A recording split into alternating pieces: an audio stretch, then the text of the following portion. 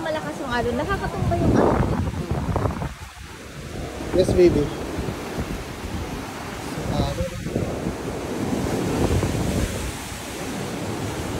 Tingnan natin kung ano yung nasa loob ng boardwalk. So ganito lang naman siya, guys. Tsaka yung bubong niya ay pawid sa amin kung tawagin. May mga upuan, pagkatambay ka, pero di ko alam kung dinala lang to at iniwan. Malakas ang alon. So makikita nyo from the perspective dito. Yan. Maraming nagsisurf.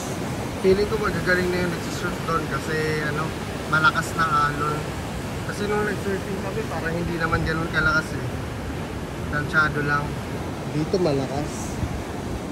Pag beginners raw kasi hindi ka pwede mag-surf sa malakas na alon. Kasi delikado.